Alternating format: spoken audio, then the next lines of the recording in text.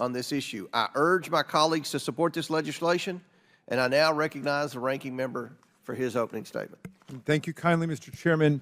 The solar eclipse showed us this week the breathtaking marvels of our solar system, but this hearing brings us crashing back down to earth with definitive proof that when it comes to Congress, there's really nothing new under the sun. Ex-President Trump already tried to include a citizenship question on the decennial sentence in 2020, and the effort failed both administratively and legislatively. And for obvious reasons, Section 2 of the 14th Amendment states that the apportionment of seats in the House of Representatives is based on a count of, quote, the whole number of persons in each state, persons being the all-encompassing category larger than that of voters or citizens, a point that was made clearly and emphatically by the unanimous Supreme Court in its 2016 decision in Evanwell versus Abbott. Like this legislation itself, Evanwell involved a challenge to congressional apportionment based on a total count of the entire population instead of a total count of the voter population. But Justice Ginsburg held for a unanimous court that Section 3 of the 14th Amendment, quote, retained total population as the congressional apportionment base, unquote. She cited the speech made by Senator Jacob Howard upon introduction of Section 2 of the 14th Amendment in 1868, quote, the basis of representation is numbers.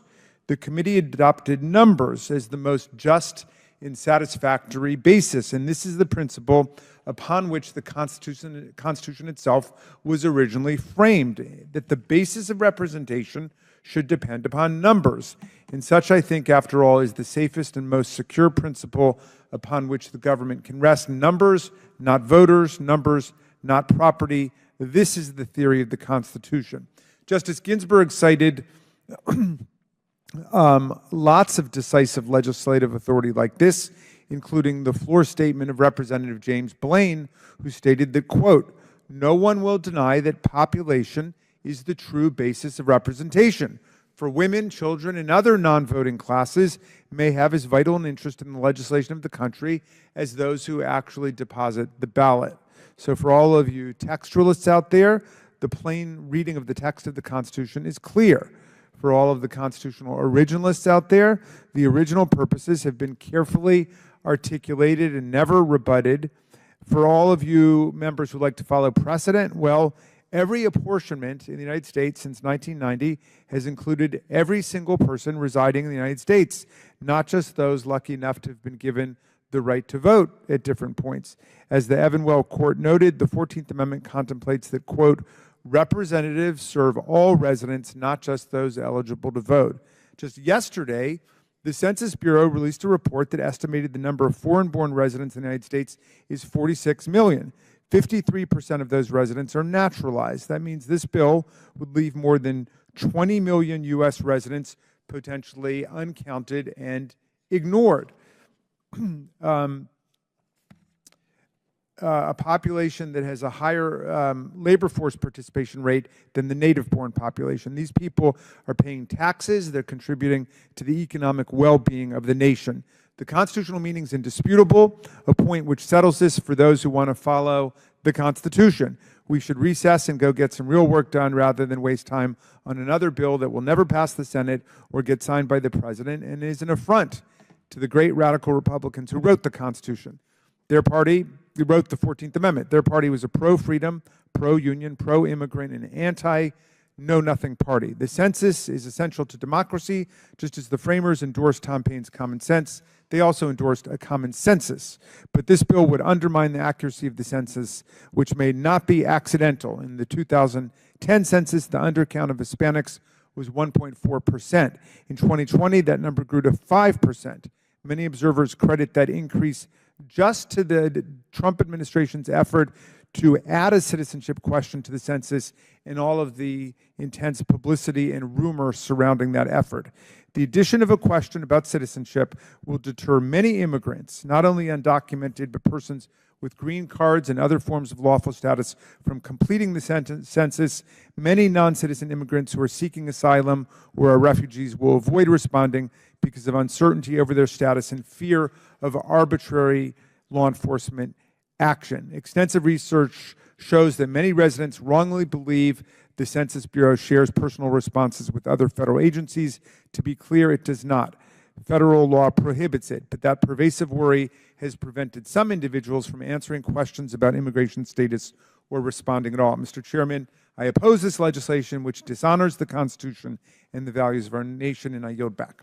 Gentleman yields back. Chair now recognizes the gentleman from Louisiana, Mr. Higgins, for 5 minutes. I thank the chair, and let me respond to the ranking member's very eloquent writ, carefully read and prepared. This is, in my opinion, a horrific bill and effort.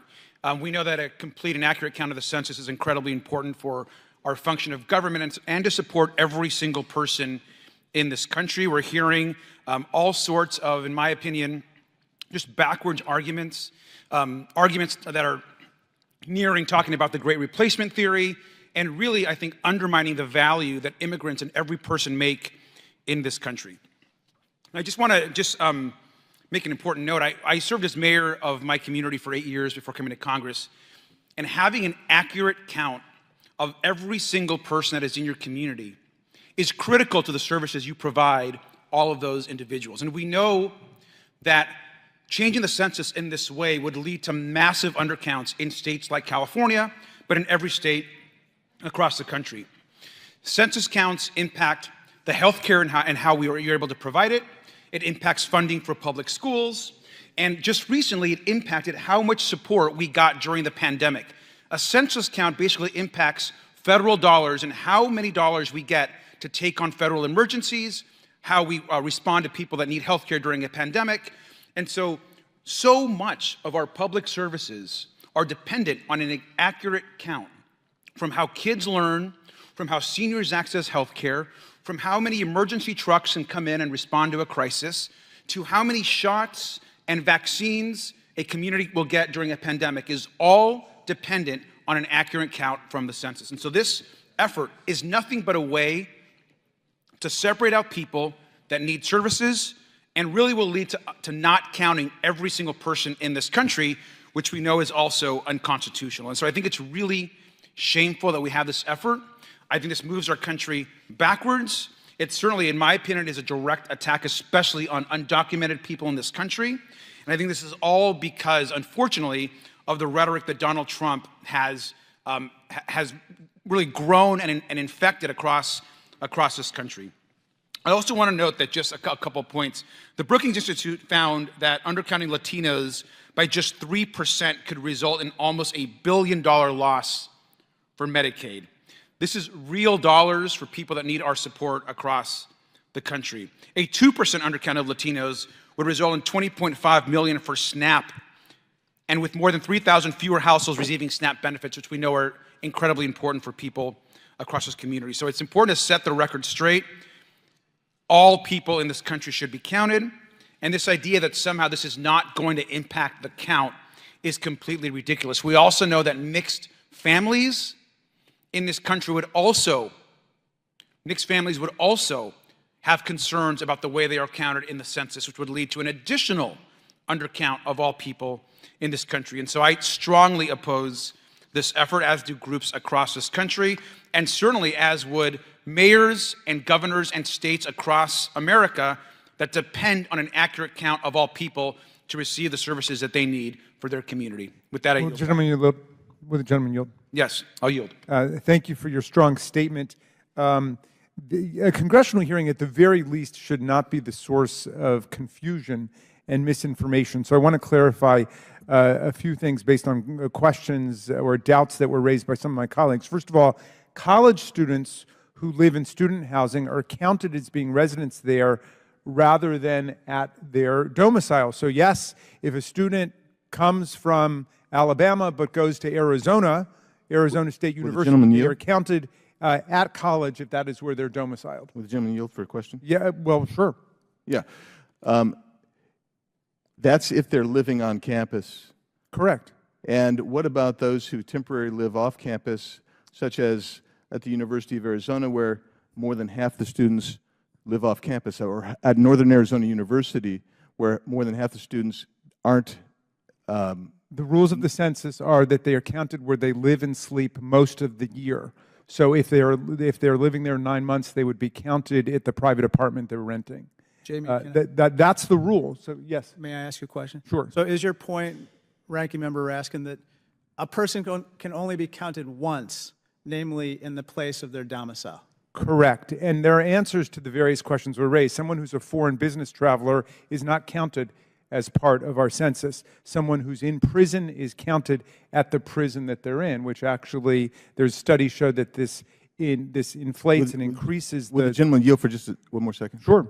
That kind of gets around the point I was making, which is that the gentleman was quoting the 14th Amendment talks about every person is counted. And you're basically saying now there are rules that prevent some people from being counted and that provide for others to be counted. That's what this bill's doing. Yield back. Okay.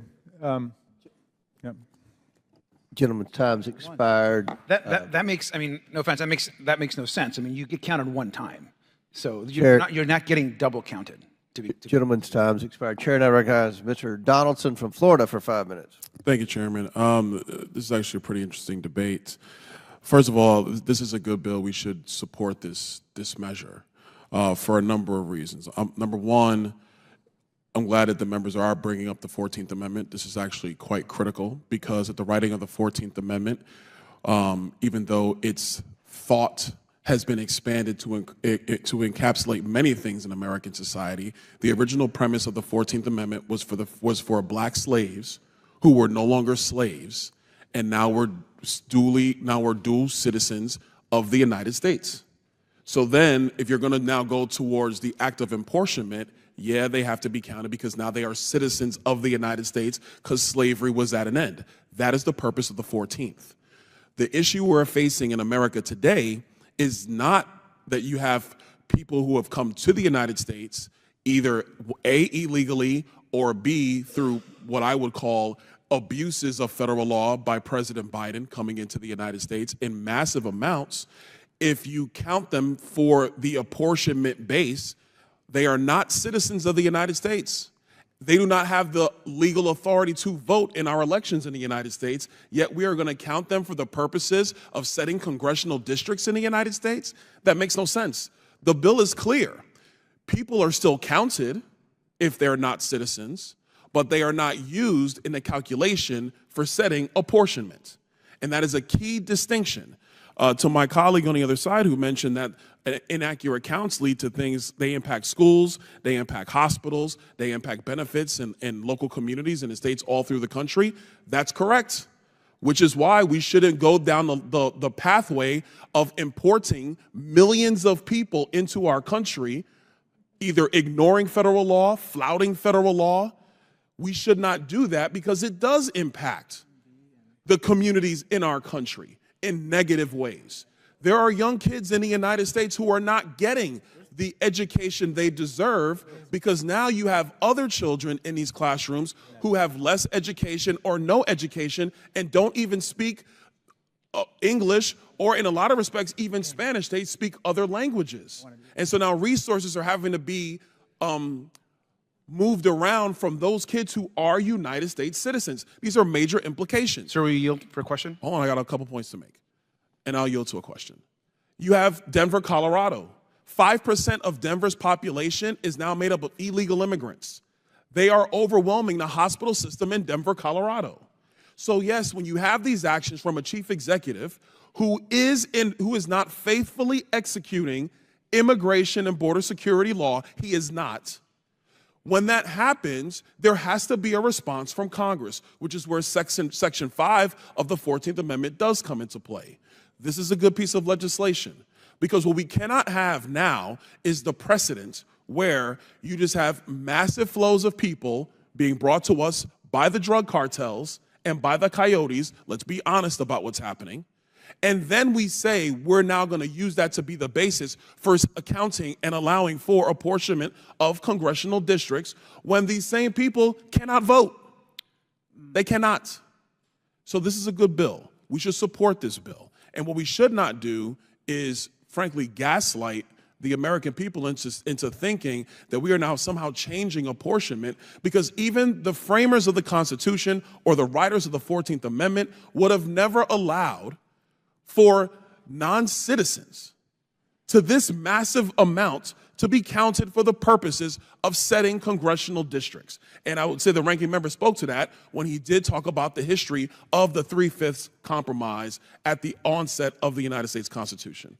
I'll yield to a Thank question. you. Look, I think we can have a debate about immigration and what proposals are, and I agree nobody wants just endless flows of folks that we can't actually manage and control. Nobody's not arguing for that. But we have to understand that in this country, the counting of every single person impacts every single type of government service that's provided through the states and through cities. So what you're really arguing about is that young kids in classrooms, or seniors that are in hospital beds, or people that are trying to recover from massive pandemics and emergencies would not get support because they wouldn't be counted through the one system that our government uses to provide public services to all people in this country. So, Mr. Garcia, regardless of how a child may have Mr. Garcia, I got to reclaim my time because I got 15 seconds to respond.